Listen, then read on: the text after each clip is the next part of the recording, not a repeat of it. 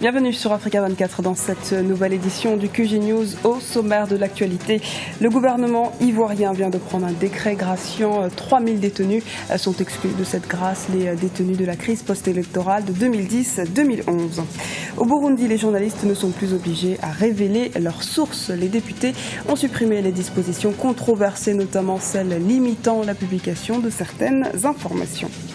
Retour sur le palmarès Forbes 2015, 29 milliardaires africains ont été recensés. On retrouve 8 Égyptiens, 7 Sud-Africains, 5 Nigérians, 3 Marocains, 2 Tanzaniens, 1 Ougandais, 1 Algérien, 1 Angolais, mais aussi 1 Swazilandais. Grâce présidentielle collective en Côte d'Ivoire, près de 3000 prisonniers ivoiriens ont été libérés ce mercredi. Cette mesure concerne des détenus de droit commun dont les infractions ne sont pas très graves, mais aussi ayant eu un comportement exemplaire. Fanny Mounichi. Nouvelle grâce présidentielle en Côte d'Ivoire. Adoptée le 4 février dernier, mais retardée par une grève des gardes pénitentiaires, ce n'est finalement que ce mercredi que la mise en liberté des prisonniers a été annoncée. Une grâce collective qui intervient quelques mois après celle déjà accordée par le chef de l'État Alassane Ouattara à plus de 3000 prisonniers en août 2014. En août, déjà, c'était à la faveur de la fête nationale, qui est une occasion de réconciliation. Et la seconde décision, c'était à la faveur des fêtes de fin d'année, qui est aussi une période de pardon et de réconciliation. Ça permet de décongestionner les prisons, ça donne une occasion aux gens de refaire leur vie et de se racheter.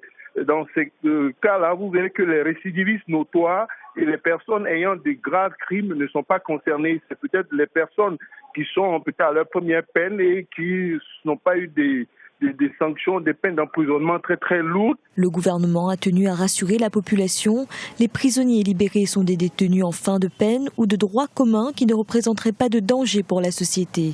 En revanche, les détenus de la crise post-électorale ne sont pas concernés par cette grâce. Les prisonniers liés à la crise post-électorale auront droit à un traitement spécifique qui pourra faire soit l'objet d'une grâce, soit l'objet d'une amnistie. Cela dit, il y a parmi ces prisonniers beaucoup qui soit n'étaient pas encore jugés ou qui avaient fait appel. Vous savez que pour bénéficier de cette grâce, il faut que toutes les voies de recours aient été épuisées ou bien il faut que le prisonnier renonce à tout recours, à tout appel, de sorte que la condamnation soit devenue définitive.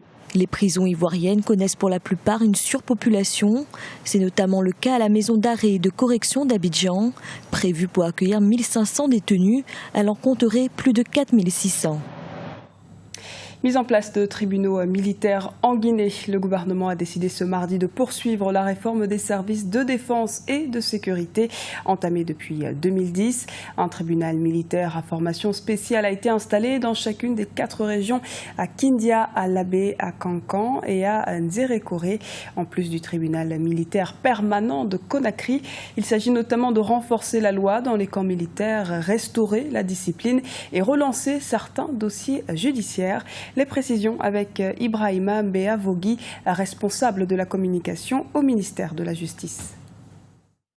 La loi a prévu depuis 2012 l'existence des tribunaux militaires. Le Conseil national de transition à l'époque, j'étais d'ailleurs membre du Conseil national de transition, je suis donc l'un des rédacteurs de cette loi, a prévu donc un code de justice militaire avec les tribunaux militaires en temps de paix et en temps de conflits armés. On a mis du temps à la mise en place de ces institutions militaires parce que nous n'avions pas de magistrats militaires formés. Il a fallu donc au centre de formation du ministère de la Justice.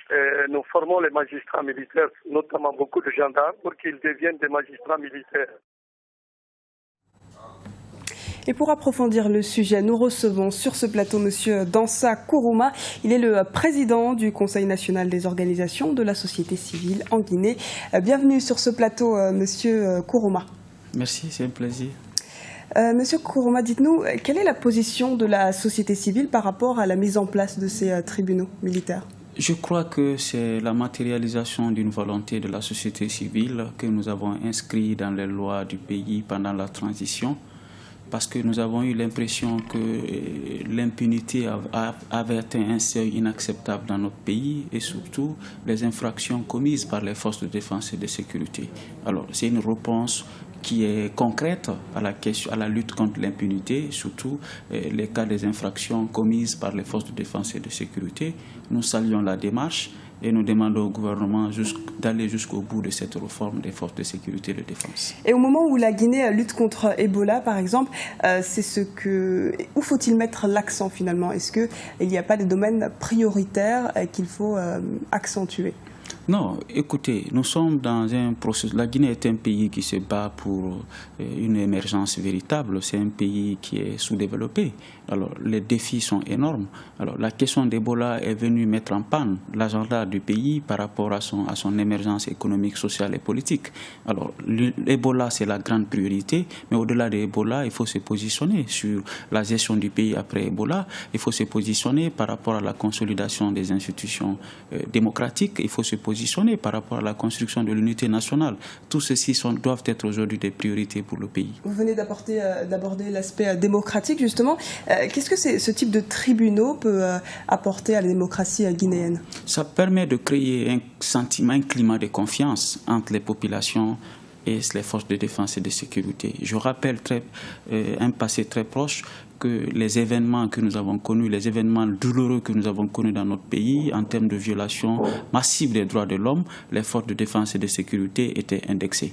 Aujourd'hui, mettre des tribunaux militaires, c'est un point de départ, un signal dans le cadre de la lutte contre l'impunité.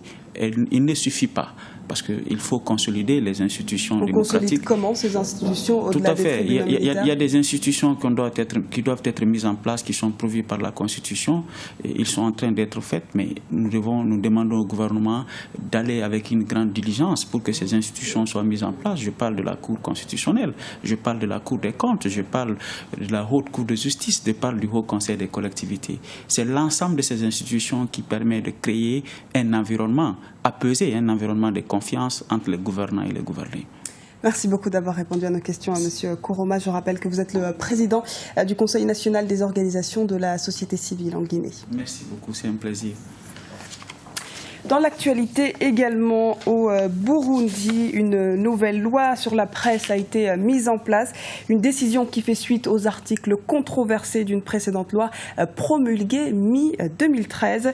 Les nouvelles dispositions limitent également les pouvoirs précédemment accordés au Conseil national de la communication, l'organe de régulation nommé par le gouvernement. Les précisions d'Aminata Diak. Victoire pour la liberté d'expression au Burundi. Ce mercredi 4 mars, l'Assemblée nationale a adopté une loi qui abroge l'essentiel des mesures liberticides à l'encontre des journalistes.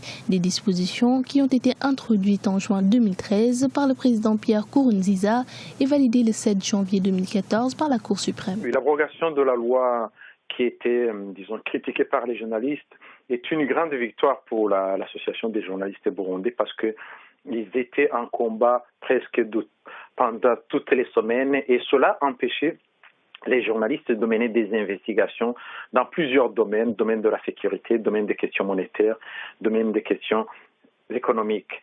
Cela veut dire qu'aujourd'hui, les journalistes n'auront plus à donner leurs sources. Et on sait bien qu'en livrant les sources, aucun journaliste ne peut exercer son métier. Pour certains analystes, l'abrogation de la loi est également une bonne nouvelle pour la démocratie. C'est aussi une avancée au niveau de la démocratie parce que cela permettra aussi à la démocratie de s'exprimer. Les gens pourront s'exprimer librement sur les radios ou les télévisions privées du Burundi. En janvier 2014, la Cour constitutionnelle avait jugé la loi conforme à la Constitution. Malgré les nombreuses requêtes en inconstitutionnalité, elle avait ainsi maintenu dans le texte les dispositions les plus contraignantes, notamment celles qui imposaient aux journalistes burundais de révéler leurs sources d'information, une mesure qui n'existe plus aujourd'hui, marquant un tournant symbolique pour la liberté d'expression dans le pays. Classement Forbes 2015, cette année, 29 Africains s'illustrent dans leur fortune entrepreneuriale. Aliko Dangote conserve sa première place pour la 4e année consécutive. Seules 2 femmes figurent dans ce classement. Les précisions de Kekeli Afeto. 29 Africains figurent dans le classement Forbes 2015 des milliardaires dans le monde. Si le Sud-Africain Desmond Sako et le Marocain Anas Sefroui ont quitté le classement, de nouveaux Africains ultra riches ont cependant fait leur entrée. Il s'agit du Tanzanien Mohamed Dewji qui opère dans le textile et les biens de consommation et du Nigérian Femi Otedola qui contrôle la compagnie pétrolière Fort Oil. Il y a ce classement qui donne 29 ressortissants africains parmi les milliardaires du monde. Voilà une bonne nouvelle. Le plus important n'est pas de savoir s'il y a 29 ou 50 milliardaires, c'est de savoir dans quel secteur d'activité sont-ils et comment ont-ils fait prospérer leurs affaires pour être propulsés au rang de milliardaires en dollars ou en euros. Beaucoup de nos milliardaires dans le continent africain sont des entrepreneurs qui ont réussi dans leur secteur, qui ont fait preuve d'un sens aigu des affaires et qui ont réussi à faire prospérer leurs investissements de manière utile.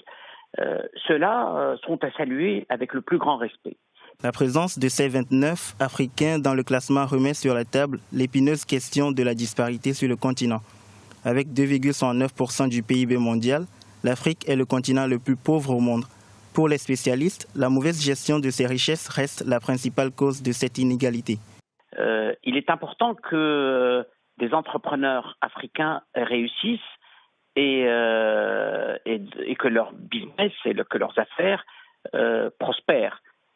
Mais il est encore plus important que ces affaires soient dans l'économie réelle et participent à la création de richesses au profit du continent africain et aussi à la création d'emplois en réponse à la demande de plus en plus importante de la jeunesse africaine de plus en plus éduquée et diplômée de l'enseignement supérieur. La Nigériane Folorunshò Alakija et l'Angolaise Isabelle Dos Santos sont les seules milliardaires femmes sur le continent.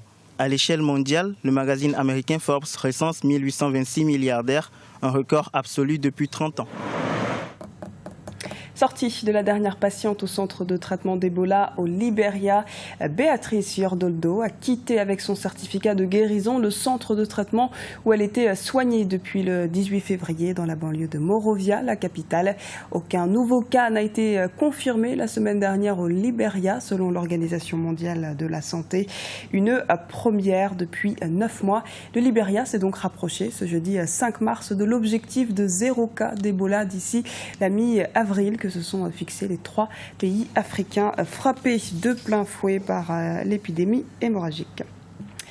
Ce journal a été réalisé par l'ensemble de la rédaction. Merci pour votre fidélité.